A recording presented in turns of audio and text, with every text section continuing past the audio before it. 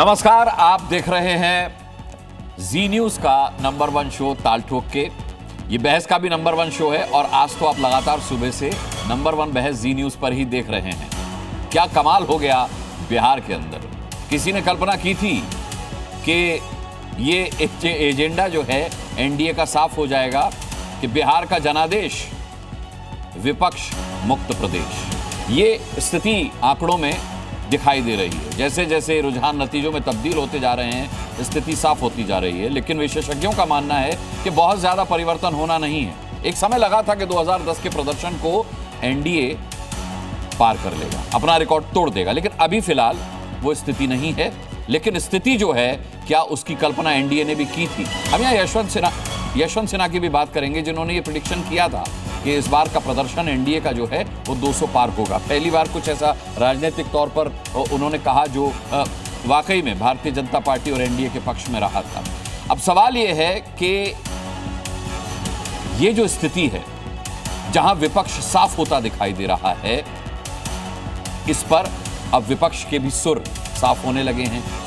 Sir को इसका जिम्मेदार बताया जा रहा है, एसआईआर को मेरा मतलब है इसका जिम्मेदार बताया जा रहा है। अब वोट चोरी की बातें होंगी, कई लोगों की तबीयत खराब हुई है, कई लोगों की तबीयत आगे भी खराब होगी, लेकिन तबीयत जो प्रसन्न है वो इस वक्त एनडीए खेमे वालों की। हम इस पर डिबेट करेंगे। हमेशा की तरह पैनलिस्ट हमारे साथ जुड़ चुके हैं। मैं इंट्रोडक्शन कराऊंगा, उससे पहले एक रिपोर्ट देखते हैं।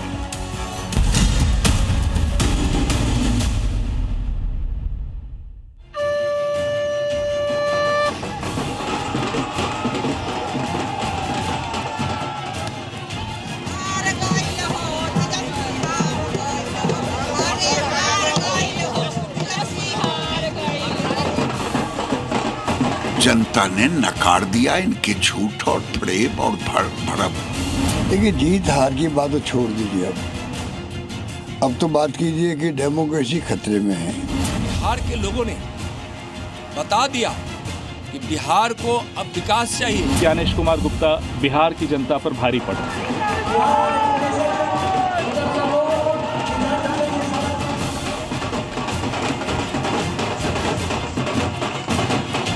ये जीत है विश्वास की, मोदी नीतीश से आस की। एसआईआर एक बड़ा गहरा साजिश है। महागठबंधन का बिहार की जनता ने सुपड़ा साफ कर दिया। ये चुनाव आयोग की है, एसआईआर की जीत है।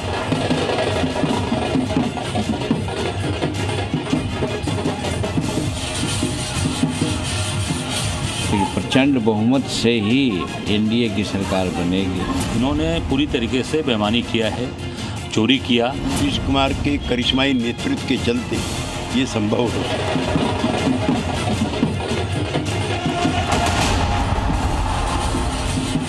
टाइगर नीतीश कुमार हैं ही, आप रिजल्ट नहीं देख रहे हैं। चुनाव में हार जीत तो होता है, फिर इस तरीके से हमने कभी सोचा नहीं था। जहां नीतीश वहां जीत। चलिए, मैं पैनल से इंट्रोडक्शन करा देता हूं। हमारे साथ लगातार सुबह से ही आप 6 बजे से देख रहे हैं, एक्सपर्ट्स जुड़े हुए हैं। अभी 5 बजे की ताल ठोके की डिबेट में हमारे साथ जो पैनल है, डॉक्टर जफर इस्लाम हमारे साथ जुड़ेंगे, भारतीय जनता पार्टी के प्रवक्ता। हमारे साथ अनंत विजय होंगे, पत्रकार, वरिष्ठ पत्रकार। अभिज्ञान प्रकाश हमारे साथ वरिष्ठ पत्रकार जुड़ेंगे। हमारे साथ समाजवादी पार्टी के प्रवक्ता अनुराग भदौरिया आज डिबेट का हिस्सा होंगे। जेडीयू के प्रवक्ता नवल शर्मा हमारे साथ होंगे। प्रभात कुमार प्रवक्ता कांग्रेस से हमारे साथ जुड़ चुके हैं इस वक्त। राकेश उपाध्याय वरिष्ठ पत्रकार यहाँ स्टूडियो में मेरे साथ मौजूद हैं। इसके अलावा राम कृपाल सिंह वरिष्ठ पत्रकार मेरे साथ यहाँ स्टूडियो में मौजूद हैं और हमारे साथ वरिष्ठ पत्रकार अरविंद मोहन जी यहाँ स्टूडियो में मौजूद हैं। मैं चर्चा की शुरुआत करूं उससे पहले आपको एक बड़ी खबर दे दूं। राघोपुर से तेजस्वी यादव की जीत की खबर है। 13,000 से ज्यादा वोटों से जीते हैं, लेकिन ये जीत आसान नहीं रही है। बीजेपी के सतीश यादव को हराया है कांटे की टक्कर में। कई राउंड की गिनती के बाद भी तेजस्वी यादव पीछे चलते रहे थे। जाहिर सी बात है उनकी दिल की धड़कनें बढ़ती रही होंगी, लेकिन आखिरकार आरजेडी खेमे में एक अच्छी खबर ये आई है कि तेजस्वी यादव को जीत मिली है। भारतीय जनता पार्टी के सतीश को 13,000 मतों से सतीश यादव को हराया है। कई राउंड की गिनती के तक वो पीछे चलते रहे थे और उसके बाद उन्होंने बढ़त बनाई और अब 13,000 से ज्यादा वोटों से उन्होंने जीत दर्ज करवाई।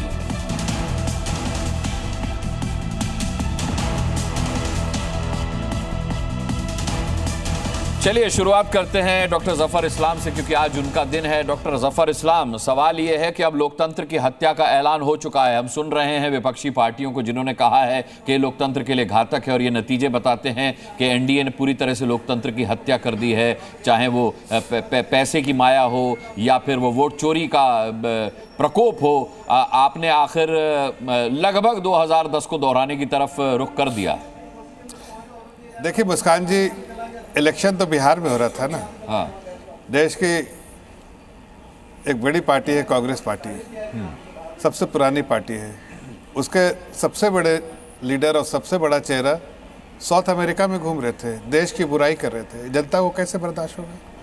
दूसरी बात, सामने एक ऐसा नेता है, पूरे देश में सबसे लोकप्रिय नेता है, देश के हर लोग का उनसे प्यार और सम्मान जुड़ा हुआ है। देश के वो देशवासियों के लिए समर्पित होकर देशवासियों के लिए हर वक्त काम करते हैं। इस वक्त की जफर भाई बड़ी खबर बता दूं, बिहार में एनडीए की जीत पर प्रधानमंत्री नरेंद्र मोदी का रिएक्शन आया है। उन्होंने ये कहा है कि बिहार में सुशासन की जीत है, सुशासन की जीत उन्होंने बताया है। उन्होंने कहा विकास की जीत हुई है। प्रधानमंत्री का ये पहला रिएक्शन, सामाजिक न्याय की जीत हुई है। पीएम मोदी ने कहा है जन कल्याण की भावना की जीत हुई है। 4 बिंदु उन्होंने बताए हैं, विकास को, सुशासन को जीत का आधार बताया है। जी जफर जी, आप अपनी बात पूरी कीजिए।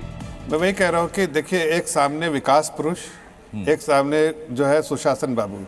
आदरणीय प्रधानमंत्री जी को जाना जाता है विकास के लिए। पिछले 11 साल में जिस तरह से तेजी से विकास की गंगा बह रही है, वो देश की जनता देख रही है, बिहार की जनता देख रही है। एक तरफ जंगल राज था, उस वक्त सुशासन बाबू है, और तब से जो एक खुले आसमान में सब खुला सांस लेने वाली सिचुएशन बनाई उन्होंने। और जिस तरह से वेलफेयर स्कीम हमने 2014 के बाद से शुरू की, जनता के दरबार में रह के जनता के लिए काम कर रहे हैं, उससे जो लोगों का विश्वास बढ़ा और आदरणीय प्रधानमंत्री जी की लोकप्रियता बढ़ी, उनके प्रति लोगों का आदर बढ़ा, सम्मान बढ़ा और लोकप्रियता बढ़ी उनकी। और इसीलिए आज जो विश्वास था, जो उनके प्रति विश्वास था, चाहे वो सुशासन बाबू के हो चाहे प्रधानमंत्री, दोनों के प्रति जनता का विश्वास कुछ ज्यादा ही था एनडीए पर। इतना तो एनडीए को खुद पर विश्वास नहीं था। हमने ये बात को सुना था, उन्होंने कहा था 160 का आंकड़ा दिया था। 100 बिल्कुल। देखिए उन्होंने कहा था 160 प्लस। और ये बात हम बिहार की जनता को धन्यवाद देना चाहता हूं कि हमारी उम्मीदों से भी बेहतर हमारा परफॉर्मेंस रहा, और इसके लिए बधाई के पात्र जो है बिहार की जनता होती है, हमारे कार्यकर्ता। जफर भाई मैं लौटूंगा।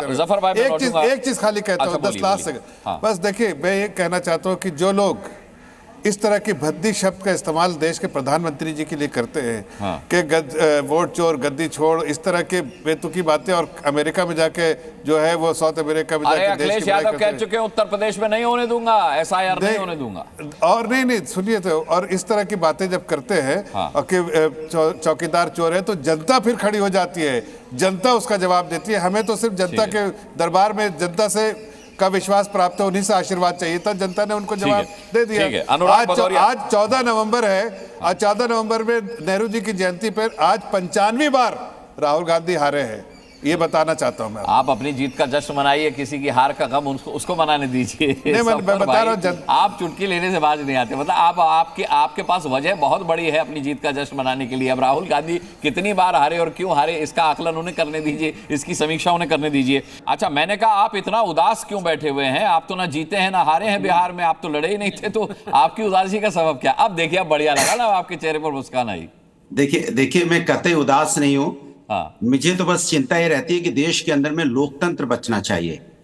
और जिस तरह के आसान नजर आते हैं, जिस तरह के रिजल्ट नजर आ रहा है, तो आप भी समझ रहे होंगे कि ये रिजल्ट जो आया है, ये कहीं ना कहीं कुछ ना कुछ तो गड़बड़ है, क्योंकि ऐसा रिजल्ट नहीं आता है जनरली। भाई कहीं ना कहीं आपने देखा होगा, जिस तरह से बार बार इस सवाल एसआईआर पे हम लोगों ने पहले उठाया, कोई आज नहीं उठा रहा हूं मैं डे वन से इस बात को कह रहा हूं कि जो एसआईआर हो रहा है, 65 लाख वोट काटे गए थे बिहार में, और आप कहते थे घुसपैठी है, अगर आपने निकाले थे तो उसमें 390 निकले थे। फिर ये 65 लाख वोट कटे हैं, वो किसके थे, कौन थे वो लोग? क्या उसके बारे में सरकार ने डिटेल दिया? नहीं दिया। वो लोग भी तो सामने नहीं आए, अनुराग भदौरिया जी, वो लोग। मेरी बात सुनिए, मेरी बात सुनिए, देश में हर व्यक्ति सुबह से लेकर शाम तक अपने काम में इतना बिजी रहता है कि जो हमारा लोअर मिडिल क्लास है, जो गरीब है, वो इसके पास इतनी ताकत और क्षमता नहीं है कि वो आके बार बार सामने आए, अपनी बात कहे और अपनी आप उसकी बात को सुनो। लेकिन ये जिम्मेदारी तो सरकार, चुनाव आयोग की बड़ी जिम्मेदारी होती है। तो चुनाव आयोग पे जब हम सवाल उठाते हैं तो देखना बीजेपी के प्रवक्ता बिलबिलाने लगेंगे अभी, जबकि हमारा सवाल तो चुनाव आयोग से होता है कि भाई ये बताइए कि जो ईवीएम में अभी जो घटनाएं आई कि जिस तरह से वहां पे कैमरे खराब एक जगह पर, दो जगह पाए गए, या फिर वो जो गाड़ी गई कैसे गई, फिर आपने उसके बारे में कोई खबर पूरी तरह से आई नहीं, तो ये जिम्मेदारी तो उनकी ज्यादा बनती है ना कि किसी तरह की। देश के इतिहास में ये पहला चुनाव हुआ है बिहार का जिसमें कोई रीपोल नहीं हुआ। आप कम से कम कुछ आंकड़े सकारात्मक भी रखिए अपने पास। नहीं, सकारात्मक है, लेकिन सरकार का जो जिस तरह से चुनाव आयोग का, मैं आपको बार बार कह रहा हूं और साफ कह रहा हूं कि लोकतंत्र अभी बचाने की जरूरत है। जो रिजल्ट आया है ये लोकतंत्र के मुताबिक नहीं है। लोकतंत्र में कम से कम ये चीज का जनता, अगर आप सर्वे भी करेंगे तो जनता भी विपक्ष में रहती है। ऐसा नहीं है कि लोकतंत्र में सब कुछ सत्ता के पास ही चला जाता है, सारे वोट उनके 20 साल के बाद भी। ऐसा कौन सा एनडीए ने काम कर दिया था, एक काम गिना दे हमें कि ऐसा काम हो गया था कि स्वीप हो गई? ऐसा बड़ा काम कौन सा किया था कि घर घर में आपने रोजगार दे दिया था, हर मोहल्ले में आपने क्लिनिक खोल दिया था, या हर स्कूल में, हर गांव में एक मॉडल स्कूल आपने बना के तैयार कर दिया था, कॉन्वेंट स्कूल बना दिए थे, या आपने यूनिवर्सिटीज 5-5 यूनिवर्सिटीज बन गई थी। ऐसा तो कुछ देखने को मिला नहीं, फिर स्वीप कैसे कर गई? सवाल ये है। मैं यही सवाल पूछ लेता हूं नवल शर्मा भाई, ऐसा आपने क्या कर दिया था 20 साल में? और 20 साल भी क्यों, मैं तो कहूंगा 16 साल में, 4 साल तो आप आरजेडी के साथ ही थे। तो ऐसा क्या कर दिया आपने इन 16 सालों में जो जनता ने आपको एंटी इनकम्बेंसी की जगह प्रो इनकम्बेंसी का फायदा पहुंचाया और इतनी बंपर जीत दे दी कि आप पीछे रह गए, बीजेपी आगे निकल गई? जी देखिए, आज का जो परिणाम है वो पिछले 20 वर्षों में नीतीश कुमार जी ने बिहार में जो डिलीवर किया है यह उसका नतीजा है। जरा 2 मिनट का समय दीजिएगा। अरे बिल्कुल लीजिए समय। सबसे पहली बात तो यह कि जनता मत खत्म कीजिए। अनुराग भदौरिया पूछना चाहते हैं कि क्या डिलीवर किया है, जरा उनको जवाब। बस मैं इन्हीं के सवाल का जवाब दे रहा हूं। देखिए, जनता को अपने मुख्यमंत्री से क्या अपेक्षा होती है? जनता को अपने मुख्यमंत्री से अपेक्षा होती है कि मुख्यमंत्री की गद्दी पर जो व्यक्ति बैठा है वह पहला की ईमानदार। अरे चुप यार, बोलने दीजिए ना। अरे सुनो ना, आप मुख्यमंत्री जी की बात बोलने दीजिए ना। सीट पे रह गए। अच्छा अनुराग जी बोलने देते हैं। अगर हार जीत में प्रवक्ताओं की भूमिका होती है तो ये बदतमीजी भी एक बड़ा कारण रहेगा। रेडियो की सीटें कम कैसे रहेंगी? अरे सुनिएगा, दोनों आप स्काइप पर हैं, दोनों बोलेंगे तो आवाज आएगी ही नहीं। ये फेल अटेम्प्ट होगा सर, दोनों एक साथ बोलेंगे तो फेल अटेम्प्ट होगा, किसी की बात नहीं जा पाई। बेहतर है कि अपनी अपनी बारी पे बोलेंगे तो बिल्कुल एकदम जो बोलना चाहते हैं नहीं। विपुल जी आप बोलिए, नवल जी आप बोलिए, एक सेकंड बस एक सवाल। अरे चुप रहिए भाई साहब। एक सवाल अरे वो पहले सवाल का जवाब तो दे लें आपके। एक सवाल और पहले सवाल का जवाब दे लें। अनुराग जी मैं आता हूँ। दूसरा सवाल भी है। अरे भाई आप ये बताइए कि आपके मुख्यमंत्री जी ने ऐसा कौन सा बड़ा काम कर दिया कि वो पीछे रह गए और बीजेपी आगे निकल गई? अगर मुख्यमंत्री जी ने बहुत काम किया होता तो जेडीयू का आगे होना चाहिए था ना, फिर आप पीछे क्यों रह गए? इसका जवाब दे दीजिएगा।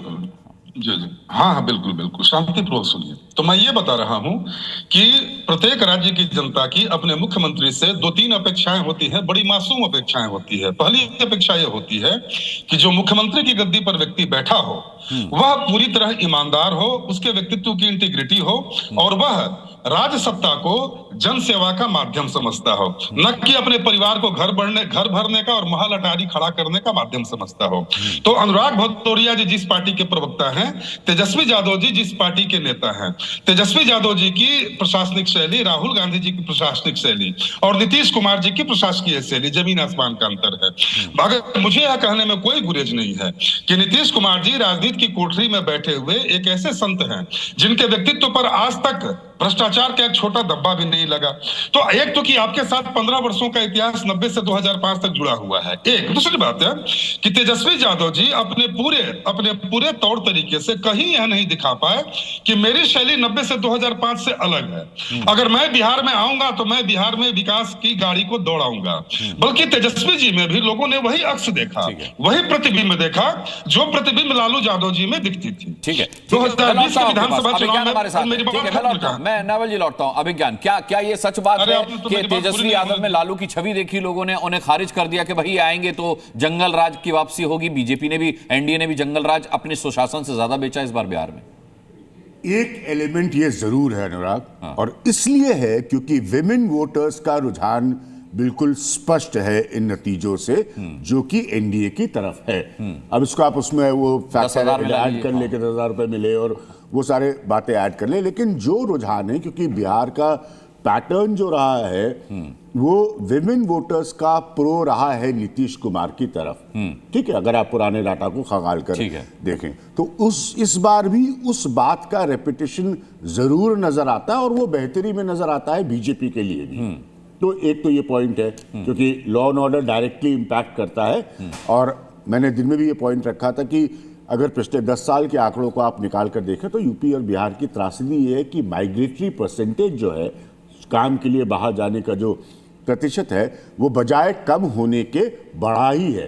तो यानी कि अभी भी वहाँ पर महिलाओं को घर परिवारों को अपने देखना पड़ता है, बच्चों को संभालना पड़ता है, तो उनके लिए सोशल सिक्योरिटी जो है, सामाजिक सुरक्षा एक बहुत बड़ा मुद्दा है यूपी में भी और बिहार में भी, जैसे कि इन चुनाव ने साबित किया। तो ये एक इमेज के पॉइंट ऑफ व्यू से, जो भी जिस तरह से भी नीतीश कुमार ने उसको मेंटेन किया है इतने लंबे अरसों में, ये उनके हक में जरूर जाता है। मैं अभी इसमें नहीं पढ़ रहा हूं कि उनकी कम सीट आई और बीजेपी की ज्यादा आई, but overall as a chief minister उनकी ये इमेज इंटैक्ट रही कि नॉन करप्ट है और लॉ एंड ऑर्डर, हाँ, लॉ एंड ऑर्डर वो इंटैक्ट करते हैं। ठीक है, ये दो चीजें बहुत इंपैक्ट करती हैं यूपी और बिहार के चुनाव में। ठीक है, राजकुमार रंजन जी, आप लोगों ने बहुत प्रचार प्रसार किया कि नीतीश बाबू की तबीयत अब खराब रहने लगी है, और इस लिहाज से भारतीय जनता पार्टी को भी कोसा कि भाई एक बीमार आदमी को वो पर दांव खेलने की बात कर रहे हैं, लेकिन नीतीश बाबू ने सैकड़ों जनसभाएं करके बता दिया कि वो बीमार नहीं है। लेकिन अगर मैं मान लूं कि आप लोगों ने वो बीमार वाली छवि बेची भी, तो बिहार की जनता का मैंडेट देखा आपने,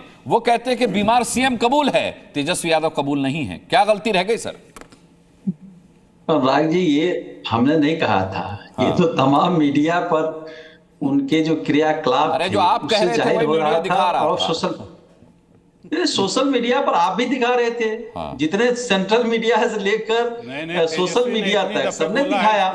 भाई देखिए, अरविंद मोहन खारिज कर रहे हैं आपकी बात को, कह रहे हैं तेजस्वी ने पोस्ट किया था बाकायदा। तेजस्वी ने इतनी दफे बोला है, पब्लिक मीटिंग में बोला पोस्ट किया था, गलत चीज, गलत बात तो पोस्ट नहीं किया था, जो था वही तो उन्होंने कहा। आप आ गए ना आप लाइन पर। लेकिन दूसरी बात, अनुराग जी, देखिए, हम चुनावी मुद्दे के साथ बिहार में जनता के बीच गए थे। जो 20 साल की इनकी असफलताएं थी, रोजगार नहीं दे पा रहे थे, लगातार वहां से पलायन कर रहा था, स्वास्थ्य के लिए एक भी अस्पताल अच्छे नहीं खोल पाए थे, एजुकेशन का हब नहीं था वहाँ, बिहार सबसे गरीब राज्य, ये तो नीति आयोग के उस जिसके माननीय प्रधानमंत्री जी अध्यक्ष होते उसमें दर्ज है कि 20 सालों में ऐसा कोई कार्य नहीं किया जिनके कारण पलायन रुके। बिहार सबसे गरीब राज्य था, अभी भी है, 20 साल में दूर नहीं कर पाए।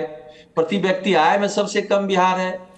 मैं कह रहा हूं बिहार जो था वो था, लेकिन आप उसका लाभ क्यों नहीं ले पाए? एंटी इनकम्बेंसी प्रो इनकम्बेंसी में कैसे बदल गई? ये कैसे हो गया? मैं कह रहा हूं आपकी ये क्या, नहीं सुनिए, इन्होंने बिहार का कूड़ा कर दिया, लेकिन आप उसका लाभ क्यों नहीं ले पाए? नहीं अनुराग जी, उसी बात पर आ रहा हूं। हम मुद्दे के साथ गए थे, लेकिन इन्होंने जो रेवड़ी दिया, रेवड़ी बना मुद्दा के चुनाव हो गया बिहार चुनाव, और रेवड़ी जीत गया। अच्छा, हर घर में एक सरकारी नौकरी रेवड़ी नहीं थी क्या? हर घर में एक सरकारी नौकरी रेवड़ी नहीं थी क्या? नहीं, रेवड़ी नहीं थी, वो तो हमने रिसर्च करके दिया था, आगे हम करते भविष्य में। आपने कितना भी रिसर्च किया हो, आपने राजकुमार जी कितना भी रिसर्च किया, लेकिन आप ये नहीं बता पाए कि आपने जितने दावे किए थे, जितने वादे किए थे, उनका पैसा आप कहां से लाते? हजारों लाखों करोड़ों रुपए। 12 लाख करोड़ चाहिए। देखिए, इसके जवाब में मैं यह कहना चाहता हूं, माननीय प्रधानमंत्री जी ने 2014 में कहा था कि 2 करोड़ नौकरी देंगे, 15-15 लाख रुपया देंगे, नहीं दे पाए। हम तो कह रहे थे भविष्य में वो नहीं दे पाए, लेकिन डटे हुए हैं। आप कहां गए? अब तो ये विपक्ष मुक्त प्रदेश होने जा रहा है। ये तो ठीक है, आम जनता ने चयन किया है। मैं तो कह रहा हूं कि रेवड़ी इतना भारी पड़ा कि मुद्दे कौन हो गए। ठीक है, अब आपने प्रधानमंत्री जी पे हमला किया है, तो रिएक्शन देना चाह रहे जफर इस्लाम। जफर भाई, छोटा सा रिएक्शन खजाने के पैसे थे वो उन्होंने लुटाया, वोट खरीदा। ठीक है, राजकुमार जी आता हूं मैं। हाँ, आचार संहिता का जो सब सुन लिया मैंने, कानून को खारिज करते हुए इन्होंने जो है सरकारी खजाने से चुनाव के बीच में जवाब कोर्ट नहीं जाते हैं आप लोग, माननीय अदालत नहीं जाते हैं, न जनता की अदालत में जाते हैं न अदालत में जाते हैं, बस यहाँ डिबेट में आकर के बोलते हैं। सही हकीकत तो यह है कि सरकार 5 साल के लिए चुनी जाती है। 5 साल में सरकार वेलफेयर स्कीम कभी भी इंट्रोड्यूस कर सकती है और सरकार का ये दायित्व होता है। अब भाई आपको कोई दुश्वारी, तो सही कह रहे हैं मुस्कान जी, अदालत चले जाइए। अगर आपको ना तो एक कोई अदालत में आपका केस ना तो सुना जाता, ना तो इलेक्शन कमीशन में, ना तो कोई जनता के दरबार में, इसलिए कि आप गलत थे। दूसरी बात मैं इतना सिर्फ कह रहा हूँ कि अब भाई थोड़ी समीक्षा कीजिए। हमारे एलजेपी, हैम और आरएलएम, वो तीन पार्टियां जो 41 सीटों पर लड़ी थी, उसमें से एक सीट खराब भी हो गया था एलजेपी का। आप देखिए 40 सीटों पर लड़ी, उसी में आपसे बढ़ गए हैं, तो आगे क्या बात कर रहे हैं? Congress, RJD, VIP, CPI, CPM, CPIML सब मिला के इतना नहीं वोट लेकर आ पाए, सीट लेकर आ पाए। ये तीनों पार्टी, छोड़िए जेडीयू और बीजेपी के बारे में, इन तीनों से लड़ लेते तो बहुत बड़ी बात होती। ठीक है, इसी में 40 सीट में से आपसे बढ़ गए। प्रभात कुमार कांग्रेस से हमारे साथ हैं। ठीक है जफर भाई, आता हूं मैं। प्रभात कुमार कांग्रेस से हमारे साथ है। प्रभात जी, सबसे बेहतर स्थिति कांग्रेस की थी बिहार में। आपको लगता है कि कांग्रेस पर ऐसा कोई दाग नहीं था जंगल राज जैसा, लेकिन आरजेडी का साथ देकर आपने अपनी भी लुटिया डुबोली, क्योंकि कोयले की दलाली में हाथ काले। इसको दिल पे मत लीजिएगा, ये कहावत है, कोयले की दलाली में हाथ काले। तो क्या स्थिति रही कि आज कांग्रेस जो इतना दावा कर रही थी, न सीएम मिल रहा था न डिप्टी सीएम मिल रहा था, फिर भी बैकअप पूरा आप देख रहे थे, फिर भी पूरी तरह से साथ हर मंच पे खड़े थे, लेकिन आज कहीं नहीं खड़े? हाँ, मैं अनुराग भाई आपकी किसी बात का इसलिए बुरा नहीं मानूंगा कि आज स्वतंत्रता है आपको। नहीं, वैसे जफर भाई की बाकी दिन कौन सा मैं पराधीन रहता हूँ? बाकी दिन कौन सा पराधीन रहता हूँ? नहीं अनुराग भाई, हाँ नहीं, बिल्कुल बिल्कुल, मैं जफर भाई को सलाम भेजता हूँ अपनी तरफ से कि आज उन्होंने बड़ा दिल दिखाते हुए ये कम से कम कहा कि आज पंडित नेहरू का जन्मदिन है। हिंदुस्तान की जो नींव है, जिस पर आज हम खड़े हैं, जहां आप जिस व्यवस्था से आप हमसे जुड़े हुए हैं, उस सारी चीजों का एक विजन रखने वाला व्यक्ति, आज उनका जन्म दिवस है। तो मैं अपनी तरफ से भावभीनी श्रद्धांजलि अर्पित करता हूं सर्वप्रथम देश के पहले प्रधानमंत्री पंडित जवाहरलाल नेहरू जी को। चूंकि जफर भाई ने नाम लिया था तो मुझे अच्छा लगा जी। अच्छा, जफर भाई एक चीज पर बड़ा जोर दे रहे थे। आज ठीक है, उनका दिन है, आज वो जीते हैं, मेरी तरफ से बधाई है, शुभकामना।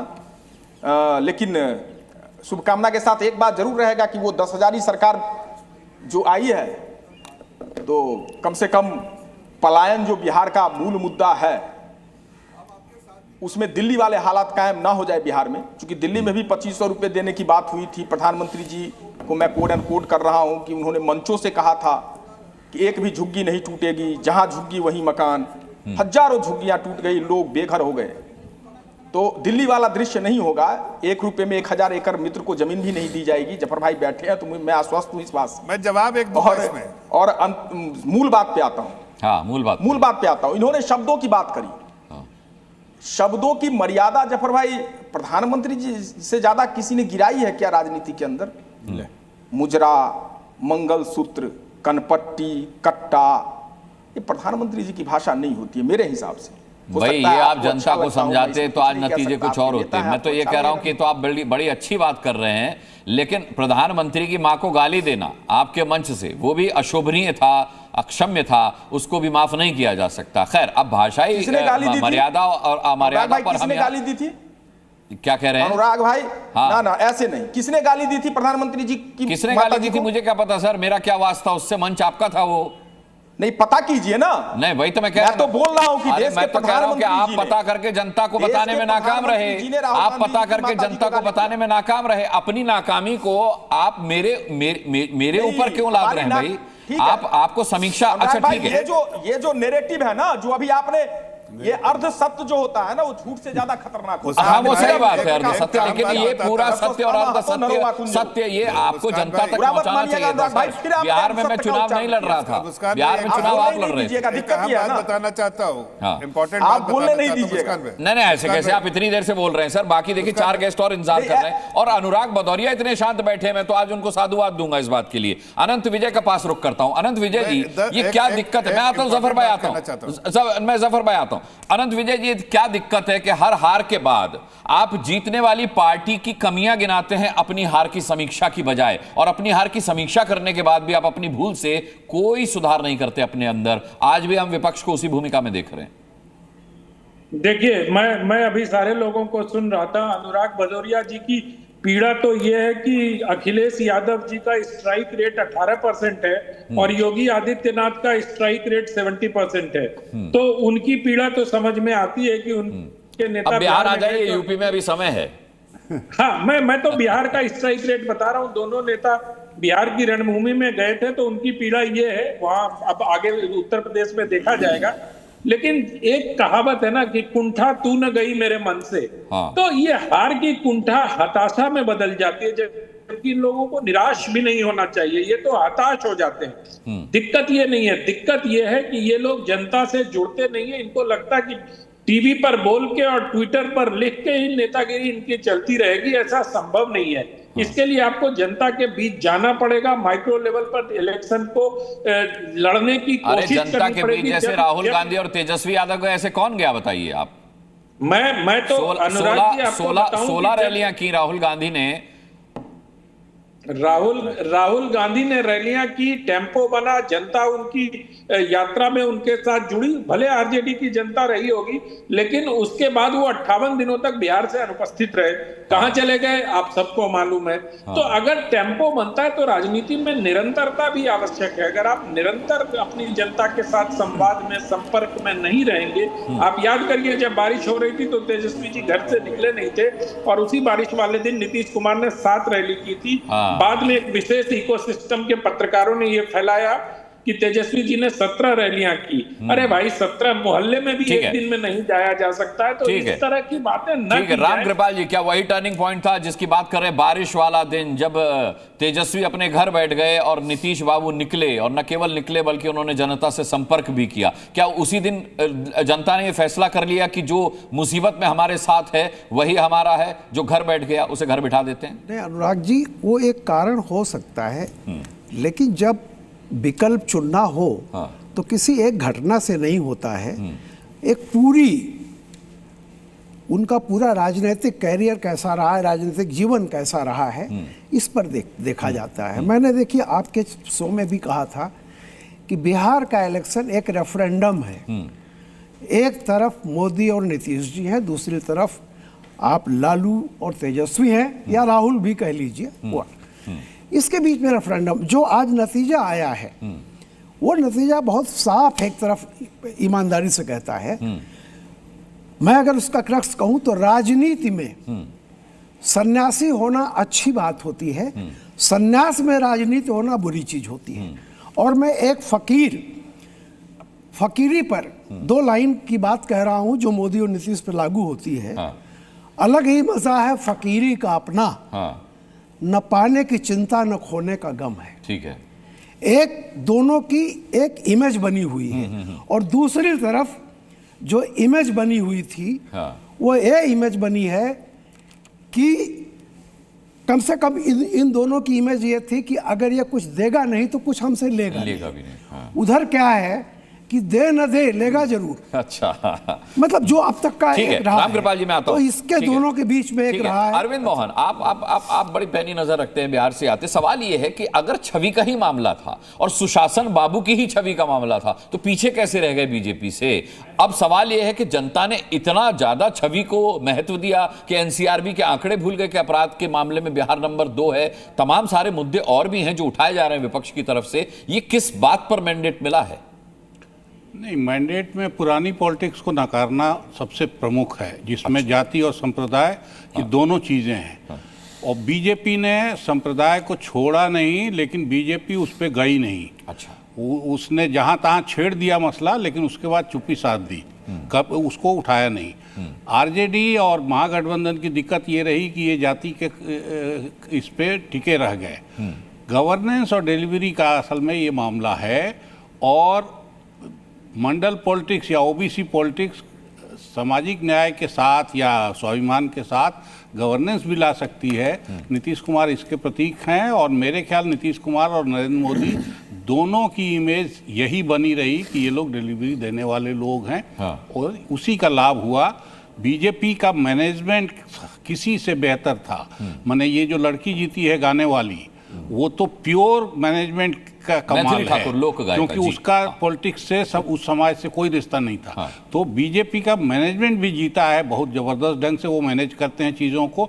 और आप जो सवाल कर रहे हैं कि जेडीयू पीछे कैसे रह गई, जेडीयू का मैनेजमेंट बीजेपी के मैनेजमेंट से कमजोर था। ठीक है, तो इसलिए बल्कि एनडीए के बाकी मैनेजमेंट को आप देखेंगे, एलजेपी को या और पार्टियों का, उनका स्ट्राइक रेट बीजेपी से कम। ठीक है अरविंद जी, मैं लौटता हूं। राकेश उपाध्याय जी, आप एक डिबेट में कहा कर रहे थे कि भाई नवंबर का महीना जो है नीतीश कुमार के लिए बहुत अच्छा है निश्चित तौर पर, लेकिन उससे अच्छा ये बीजेपी के लिए निकला नवंबर का महीना। आप अगर देखें तो बीजेपी बिना जेडीयू के भी सरकार बना सकती है अगर स्थिति ऐसी आती है तो।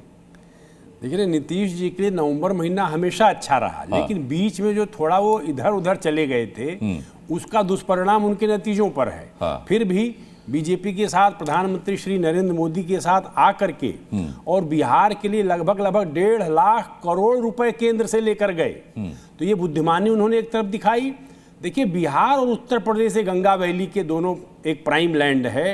हजारों वर्षों से इसी दो क्षेत्र ने पूरा यूरोप इन्हीं दोनों की लूट से बस गया, बंगाल की लूट से अमेरिका तक बसा। ये जो इलाका है, आजादी के बाद से बाट जो हो रहा था कि हमारा कल्याण हो, हमारा उद्धार हो, बड़ी बड़ी बात करने वाले राजनीतिक दल इस देश में खड़े हुए, लेकिन यूपी बिहार के लोगों के पलायन, बेरोजगारी, गरीबी, भुखमरी, भोलानाथ गहमरी गाजीपुर के सांसद थे, पार्लियामेंट में रोते थे कि हम गोबर को बीन बीन करके उसमें से अन्न लेकर के हम खा रहे हैं। पंडित नेहरू जी, हमारी दशा आप देखिए। और इन्होंने क्या किया, जाति के नाम पर, मंडल के नाम पर, कमंडल के नाम पर और दुनिया भर की बातें की। लेकिन जो वहां के नौजवान थे, उसमें हम लोग शामिल हैं, रामकृपाल जी हैं, अरविंद जी हैं, हम लोग जो है अपनी भूमि पर रोजगार नहीं पा सकते थे, और उसके अलावा छाती पर कट्टा अलग हमारे लग रहा था। ऐसी दशा में कौन रहेगा उस भूमि पर? आज मिला नहीं क्या? आज मिल गया, आज मिल गया रोजगार आपको। अरे आपको तो पता नहीं है, आप जब 2012 से 2017 तक थे, उत्तर प्रदेश में 18% की दर से बेरोजगारी दर थी, आज यूपी में 3% रह गई है। क्या बात कर रहे हैं? केवल सफाई तक सीमित रहे।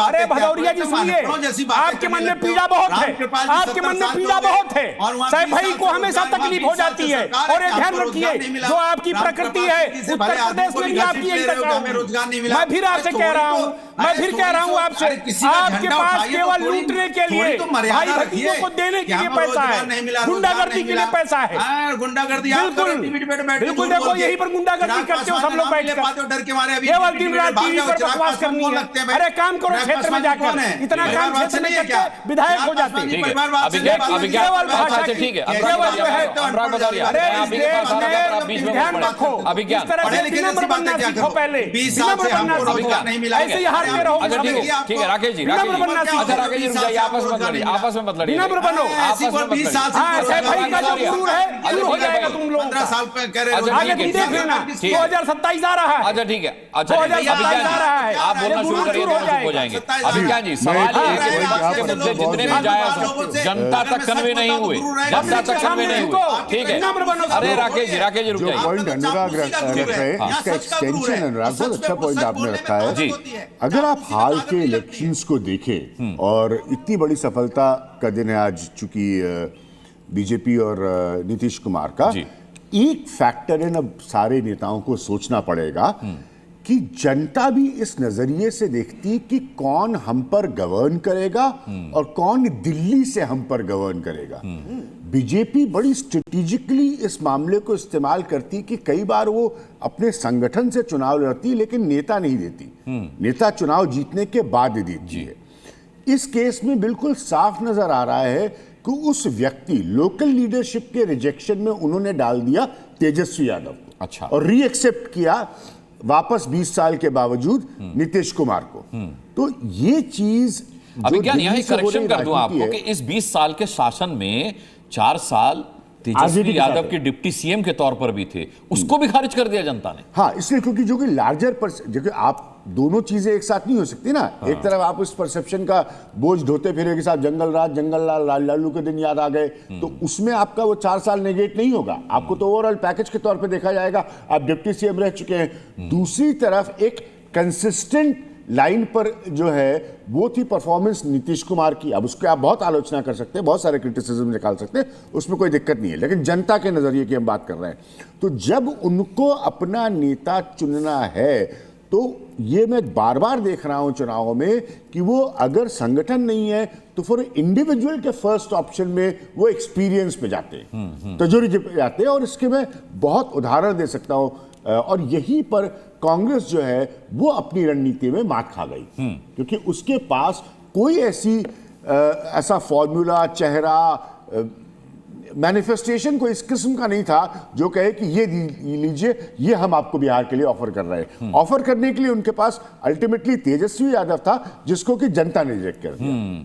जनता को कंफ्यूज रखा राजकुमार रंजन। कभी आप कहते रहे INDIA गठबंधन, कभी आप कहते रहे महागठबंधन। कोई एक गठबंधन ही तो रह सकता है, या तो महागठबंधन रहेगा या INDIA गठबंधन रहेगा। जनता कंफ्यूज रही तेजस्वी यादव की छवि को लेकर के भी। अभी आपने अभिज्ञान का आकलन सुना कि 4 साल डिप्टी सीएम के तौर पर उन्होंने जो काम किया उसको भी स्वीकार नहीं किया जनता ने इस बार।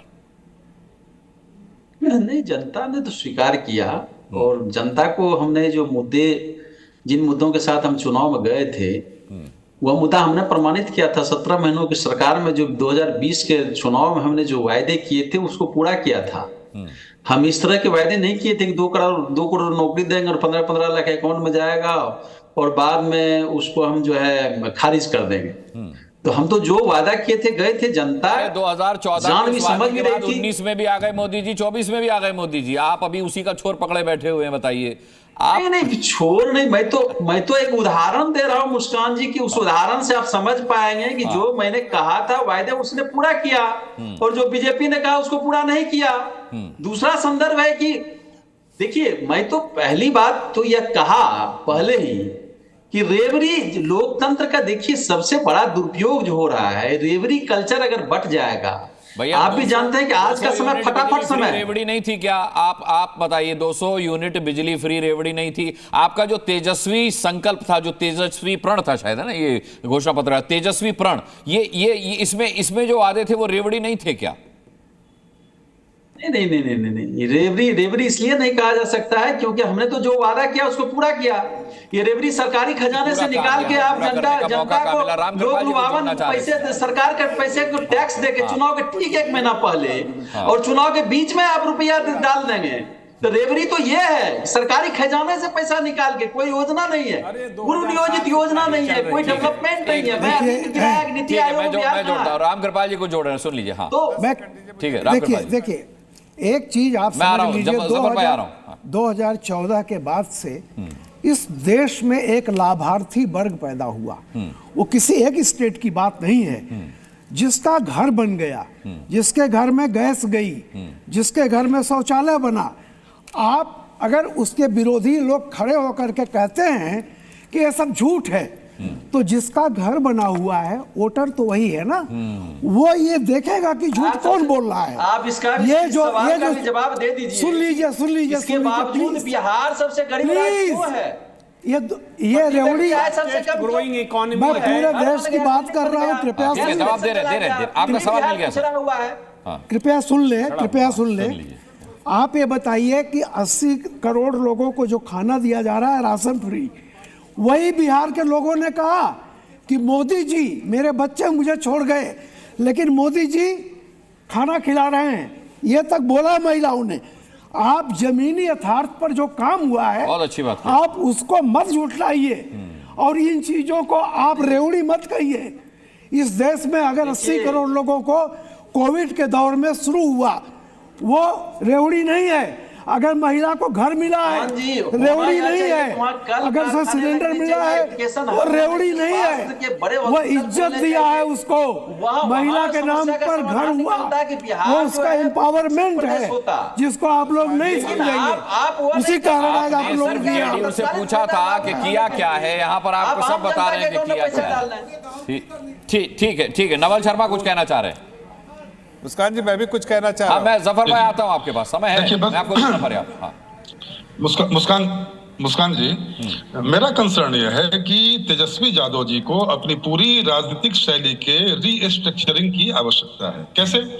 तेजस्वी यादव जी जब बोलते हैं कि मैं गवर्नेंस दूंगा, लोगों को विश्वास नहीं होता है। तेजस्वी यादव जी जब स्कूल कॉलेज खोलने की बात करते हैं तो लोगों को लगता है कि जो व्यक्ति सारी सुख सुविधा के बावजूद 10वीं की परीक्षा नहीं पास कर सका वो हमें नौकरी क्या देगा। तेजस्वी यादव जब लैंड ऑर्डर की बात करते हैं तो लोगों को लगता है कि अभी भी ये रीतिलाल यादव के प्रचार प्रसार में इनके पिताजी घूम रहे हैं। तो आपके कर्मों और वास्तविकता के बीच में कोई तालमेल नहीं बैठ पाता है और लोगों को लगता है कि ये भी उसी जंगल राज के प्रतिनिधि हैं। केवल भेष बदलकर लोगों को ऐसा लगा कि शिकारी आएगा बदले रूप में शिकारी आएगा। ठीक है अनुराग भदौरिया जवाब देना चाह रहे हैं, जिनका बिहार में कुछ नहीं है।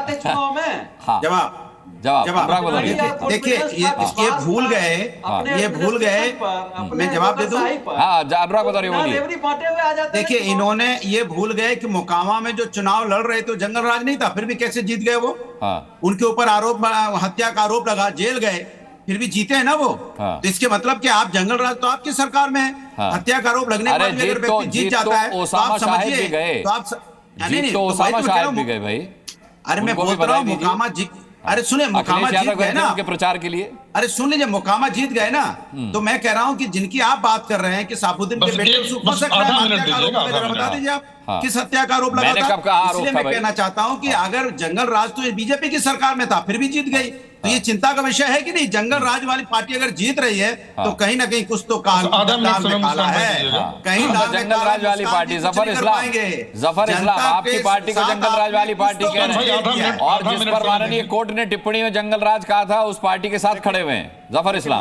मुस्कान जी बस 1 मिनट समय दीजिए ना, बस मैं आ रहा हूं नवल भाई आ रहा हूं। अभी जंगल राज वाले बोल रहे हैं, उनको सुन लो। अभी जफर साहब बोल रहे हैं जंगल राज के हैं वो। अरे भाई बोलिए जंगल राज वाले बोलिए। अरे भाई बीच में सुन लो, बीच में देखो मैंने आपकी बात सुनी, मैं भी मेरी बात भी सुन ली। मैं भी सुन रहा हूँ, जंगल राज की बात सुनना चाहता हूँ।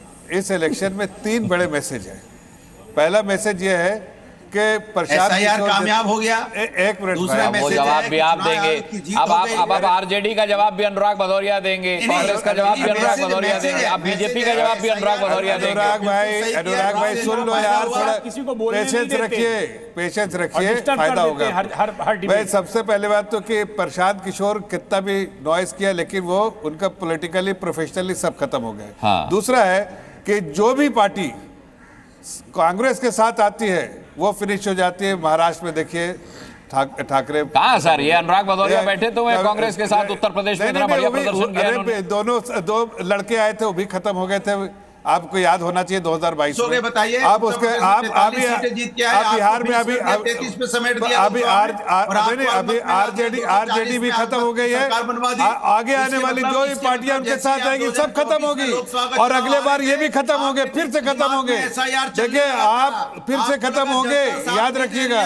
और तीसरी बड़ी मैसेज है कि इन लोग सोच रहे थे मुस्लिम समाज का वोट पूरा इनका जागीरदार है, मुस्लिम समाज का वोट इस बार जागीरदार नहीं रहा। आप देखिए मुस्लिम बहुल इलाके से इस बार एनडीए के प्रत्याशी ज्यादा जीते। आपके चैनल पे दिखा रहे, अरे भाई फटफटिया थोड़ा बात बोल रहे। सुनिए इस बार मुस्लिम समाज का वोट भी आपका जागीरदार नहीं रहा, इसलिए अच्छी बात है कि मुस्लिम समाज कम से कम। प्रभात कुमार हाथ खड़ा करे सर, प्रभात कुमार को भी सुन लेते हैं, प्रभात कुमार को भी सुन लेते हैं। सर कांग्रेस से ज्यादा असदुद्दीन ओवैसी पर भरोसा किया है बिहार के मुस्लिम्स ने।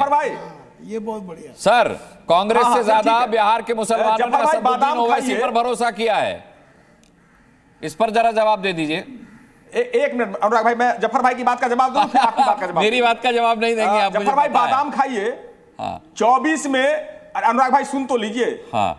24 में उत्तर प्रदेश में आपको करारी शिकस्त दी गई थी और रह गई पार्टी खाने की बात। ये भाजपा के प्रवक्ता कह रहे हैं, शिवसेना का टक लिया, एनसीपी का टकलिया, नेशनल करप्ट पार्टी, 70,000 करोड़ चक्की पीसिंग एंड पीसिंग, हिंदुस्तान की इकलौती पार्टी है जफर भाई आपकी। अब सब खत्म हो गए, पवार भी खत्म हो गए। रक्षा सौदों में भैया कहा तो राहुल गांधी ने भी था कि इस देश की जनता प्रधानमंत्री मोदी को डंडे से पीटेगी। अब कहने सुनने पर मत जाइए।